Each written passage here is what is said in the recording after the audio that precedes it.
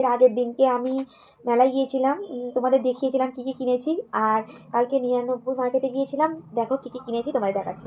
এই যে এটা দেখো, এটা আমার বর্মশাইয়ের জন্য কিনতে হলো, কারণ এখানে সেখানে জামা কাপড় ফেলে রেখে আছে একটা, মানে পাশের ঘরে আছে, যে নতুন ঘরটা করা হয়েছে সেটা ছিল না বলে এটা নিয়ে আসলাম। এই রুম স্প্রেটা নিয়েছি, তারপরে হচ্ছে তোমার এটাকে নিয়েছি, এটাও কিনেছি।